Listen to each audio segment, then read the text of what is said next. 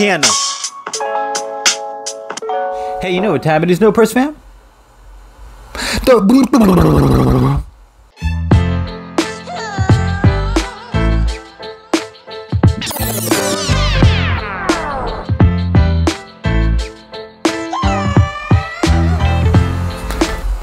Welcome everyone to another episode of The Beatdown, the segment and channel where two worlds collide. I am your host, Class.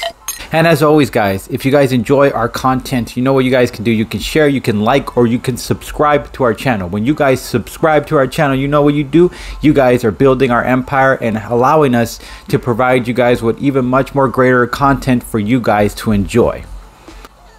And on today's episode, we decided we were going to do something a little bit more interesting for you guys. Since we are continuing on the Halloween theme vibe, we're thinking why not do some interesting villains that have been put out in the comics over the past couple years. So I'm going to start things off by representing DC Comics' own, the Bat Who Laughs.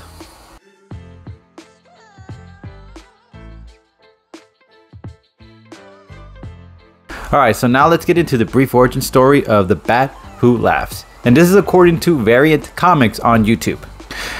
The Joker was taking his crazy to another level. Wanting Batman to break his rule for him, he decides to blow up countless hospitals, taking out cops, tied up Batman, and had him watch as he recreated how the time he lost his parents through a little girl's eyes. And then once the little girl was witnessing all this and watched it, the Joker put his toxins on her and then she became crazy. Alright, taking out all of the supervillains like Catwoman, Penguin, and Killer Croc. Dissolved Jim Gordon's eyes, and while he was ending him, Jim Gordon called out Barbara's name. Damn. Finally, Batman had enough and snapped his neck by accident while telling him to stop. Once he does that, Joker gas gets released from Joker's mouth, infecting Bruce. A few days later, Batman begins feeling some effects and starts putting things together quickly. He realizes he is becoming Joker, and with his abilities and Joker's bloodthirst, he would become the thing he hates the most. He tries to gather the Bat family to lend a hand in the matter, but it appeared the toxin had already taken effect, while he took them all down, gunning them all down by the way. And then a couple weeks later, he took out the entire Justice League. And that is the brief origin story of the Bat Who Laughs. Alright, now let's get into the powers, abilities, and feats, shall we? Nion Opitance, Bioviscin, Biofusion, Darkness Manipulation, Energy Absorption, Energy Projection, Flight, Geokinesis, Immortality, Infection, Interstellar Travel, Molecular Reconstruction, Size Alteration, Reality Alteration, Resurrection, Superhuman Agility, Superhuman Reflexes, Superhuman Speed, Cosmic Awareness, Precognition, Genius Level Intellect, and Acrobatics. According to Ivan Unstoppable on YouTube, these are his impressive feats. You ready? With prep time, he was able to take down the JL members like, here we go, Martian Manhunter, The Flash, Plastic Man, Wonder Woman, and Superman. Okay. To be fair, he got his weaponry from all the villains that all their villains' weapons. They closed it up and locked it up somewhere in a vault. Batman went in there, grabbed all those weapons, and used those to go against the Justice League. But to be fair, he knew which weapon to use in order to take all of them down. After the Suicide Squad and the Teen Titans with a Joker toxin, he broke into one of Mr. Terrific's T-Spheres, was fast enough to dodge another Batman. With his prep time, he searched for the dark magic across the world that could cage the Spectre, and even managed to cage Phantom Stranger himself. He even discovered the book of the multiverse, and the book we, the readers, look to see into the multiverse map out. With his dark metal visor, he was able to see into the dark multiverse and concentrate on energy noise to see what he wants to see. He was able to surgically remove Dr. Manhattan's brain and embedded his brain into his body to make himself even more powerful. In this form, was able to consider the god of the multiverse. He was I think he's called the Darkest Knight after this, so that was pretty crazy. Create his own universe without a Batman and it would just be constant laughter. He could create a universe like that. He can alter his size to fit into the entire universe itself. He can throw planets, tearing up places that were 5-dimensional during his fight with the mother of the multiverse. Was it planning to take out the empty hand, which is another level of power impossible to mess with. The mother of the multiverse, Perpetua, was the only one able to duke it out with him. So yeah, those are his powers, abilities, and feats. Alright, now let's get into the end game. How the Bat Who Laughs would be able to beat Knull. Now you're probably thinking to yourself, how could, you know, back and forth, there's probably like a debate here. Like, how could Bat Who Laughs beat Knull? Knull is like a god or something for the symbiotes. And then on the other hand, you can say the multiverse, the darkest night. I mean, come on. So let's make the arguments here. So for starters, the Bat Who Laughs, let's say he could actually use his Joker toxins to infect both characters from supervillains or heroes from other realms, from Marvel or DC, to help him and aid, assisting him in taking on Knull. Now, Knull is very powerful, and he can take on the entire roster of Avengers and so on and so forth, even the Fantastic Four and so on. But imagine taking on the JL and the Avengers and the Fantastic Four and the Teen Titans and the X-Men and the Outsiders. I mean, whatever you could throw at him, or Doom Patrol. Let's say he threw all those characters all at him. He could do that because the toxin's pretty damn impressively infectious, or yeah, I guess infectious is the best way to say it. Anyways, another thing is to consider is that the Bat Who Laughs can see and sense negative energy. So he would probably be able to see Knull coming. He does have the possibility of seeing that happening, which means that preparation time, he could probably be prepared before Knull shows up and throw down with him face to face. He could already have the proper weapon he needs, which is I think it's called the Ebony Blade. If he wanted to, I mean, the Bat Who Laughs, with enough preparation time, he can take out anybody. So if he sees Knull coming with his dark energy, yeah, he could prepare for that. Also, another thing to consider is that when he infects people, he could also infect Eddie Brock's Venom. And in the comics, Venom does go to like another level, and he could throw down with Knull to a point where it could finish him off. Or he could get all the other symbiotes corrupted. And because Knull isn't apparently linked to them anymore, so there's a possibility that the Bat Who Laughs could probably use them or get one of his symbiotes to help him out. The Bat Who Laughs with a symbiote suit in his possession, yeah, I think that Knull would be getting pretty dangerous, close to being eliminated in that situation right there.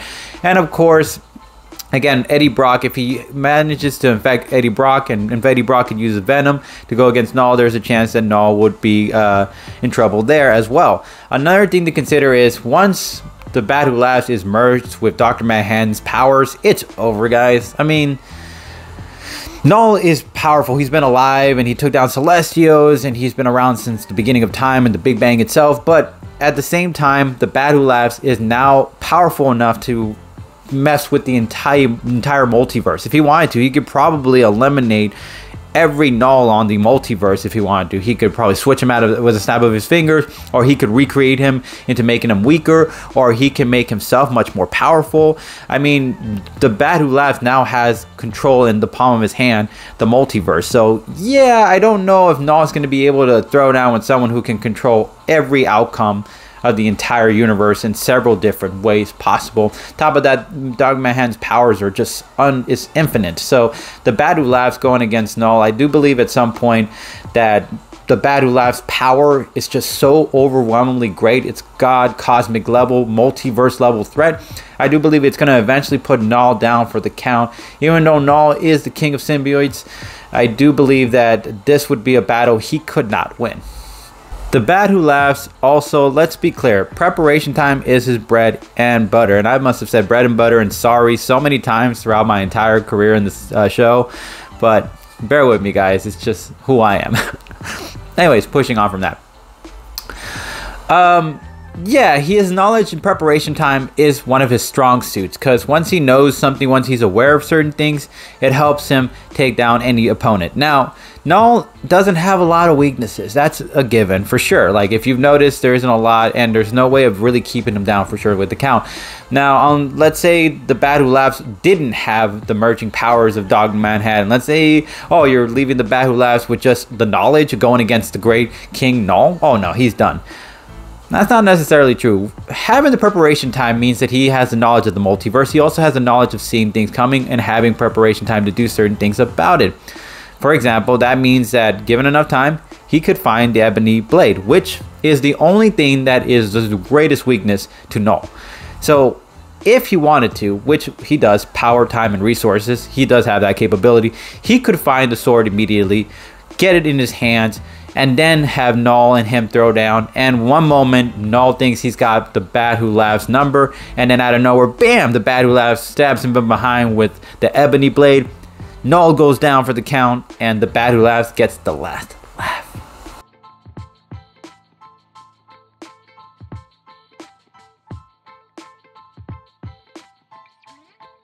Alright, and I'll be representing Marvel Comics side, Knull.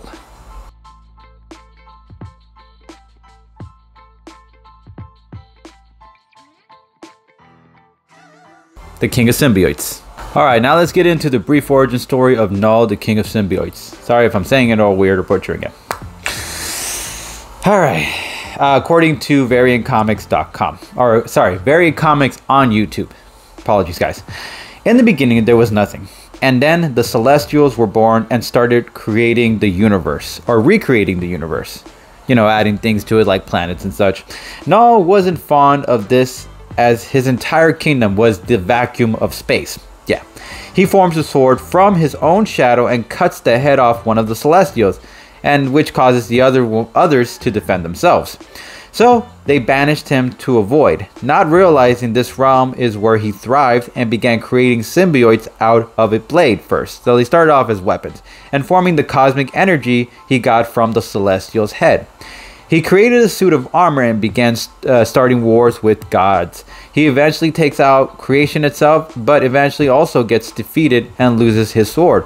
Once defeated, he started to search for a newer weapon, and notice he was merged. When he merged his abyss to another creature, he can pilot them as a vessel. One of his creations eventually threw down with Thor, and that severed the ties between Knull and the symbiotes. Eventually, the symbiotes went on their separate ways and found their own hosts, realizing they hated being Knull's puppets. So back in Knull's hive, filled with symbiotes, they began to revolt against him and trap him into a planet-sized cage created by millions of symbiotes where he would stay for the time being. And that is a brief origin story of Knull. Alright, so let's talk about powers, abilities, and feats. Shall we? Alright, so I'm just going to throw a random list. Hopefully this is accurate. Superhuman strength, superhuman speed, superhuman durability, obviously the superhuman cocktail. Constituent matter, generation and manipulation, dark energy, manipulation supreme, abrokinesis, symbiote, domination, symbiote creation, healing factor, shapeshifting, immortality, flight, skilled in hand-to-hand combat. And that's just to name a few of the abilities or powers abilities that he has. And here are some of the feats, and this is according to Ivan the Unstoppable on YouTube. Here's some of the feats. He is a god of symbiotes, as in he created Venom and Carnage and more of them. If it weren't for him, they wouldn't exist. Knull survived the Big Bang itself, battling it out with Silver Surfer, who even he claims he can't truly eliminate Knull even with all his might. Form a handful of symbiotes to create one giant symbiote, big enough to tear down buildings. Knull can even create creatures the size of planets. The all-black, aka Necro Sword, was something he created before symbiotes even formed their own intelligence. He created with the all-black and has the power to put the hurt on a celestial. The sword is also known as the God Slayer. Gore the God Butcher powers stem from Knull himself. He continues to self-improve. He created a weapon during battle against Celestials out of nowhere. Eddie Brock has stated Knull is strong enough to take on, you ready for this? The Avengers, the entire Avengers, the Fantastic Four, and the X-Men. Knull has created other creatures other than the symbiotes. He ripped Sentry in half. If you know who Sentry is, that's like their Superman. That's like their heavy hitter. And he ripped them apart. Able to cover the world in goo. Whoever had a symbiote in the past latched onto them. Knull has the ability to still use them even without the symbiote no longer being attached. He controlled all at once, get this, Cyclops, the Thing, Captain America, Storm, and so much more. Able to fight toe-to-toe with Thor, All-Father. Alright, so let's talk about the end game. Knull, let's face it, without the Bat Who Laughs, without Dr. Manhattan's powers, he's a goner. There's like no chance in heck he would be able to defeat Knull, because Knull has way more powers than the Bat Who Laughs. At that time, at least with the Bat Who Laughs, he's fast and all that stuff, but he's still an ordinary character or an ordinary being compared to Knull, who has all these powers and has been living for a very long period of time. Another thing to consider is that he's lived for a long time, which means he's very, very intelligent. Not only that, he also can grow and adapt even more during a battle. So even though he's already smart in himself, he can actually keep on getting smarter and learning more as during a fight. So you got to give him credit where credit is due. And a couple other things is that his weapon can shift into a bunch of things. I mean, hey, let's say in a moment he was fighting the Bat Who Laughs with some kind of blade, and then the blade can turn into and slither around the Bat Who Laughs and then turn into a chain and then wrap around his neck, or a snake or something. I mean, there's an infinite amount of possibilities when it comes to Knull's weapons compared to the Bat Who Laughs weapons. It just comes with so many shape-shifting possibilities that you could do with it. Another thing is that preparation time is for the Bat Who Laughs. But if he didn't have preparation time and Knull just kind of showed up out of nowhere and surprised him, it would be his ultimate doom, because Knull just has a lot more going for him compared to the Bat Who Laughs. If he doesn't have, he's not aware of what Knull can do. He doesn't know how to throw down and defeat him. He's just going to keep throwing down with him until Knull overwhelms him at some point and takes the power, or takes the fight to him, eventually putting him down. Another thing to consider is that even if, let's say, the Bat Who Laughs turns into the Darkest Night, you got to remember Knull has fought Celestials. I do believe that there's something to take into that. I mean, Celestials were people that, or things that created the entire universe. So I do believe that there is that argument to be said that Knull could put the hurt on the Darkest Night, even in that level. I mean, let's face it, Knull could actually probably use the Celestials he's actually obtained over his time, absorb their energy, and then become this ultimate Celestial Knull, you know, with the symbiotes mixed together.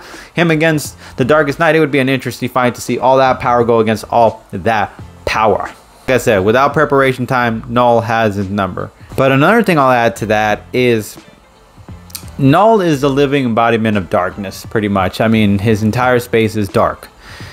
And he's also absorbed a lot of energy back in his time. So there is an argument to be said that he could probably absorb the Darkest Night's powers during a fight. He could also probably absorb any energy that he throws at him during a fight, because he is the living embodiment of darkness. With the fact that he is the living embodiment of darkness, the fact that he has fought Celestials and other crazier threat levels of cosmic level beings, compared to the Bat Who Laughs, who's fought probably a handful and he needed prep time to do it, I gotta say that Knull has his number. Without merging with Dr. Manhattan, he's doomed. And even merging with Dr. Manhattan, yeah, he might have a fighting chance, but we're talking about the King of Symbiotes. Eventually, I do believe Knull will be able to overpower the Bat Who Laughs and claim victory and claim the throne on this one.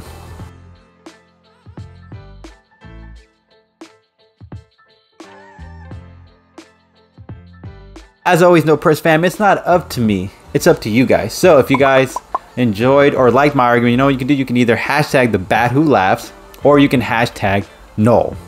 And as always, No Press fam, we really appreciate you guys. Catch you guys later. Keeping it 300 subs. Peace.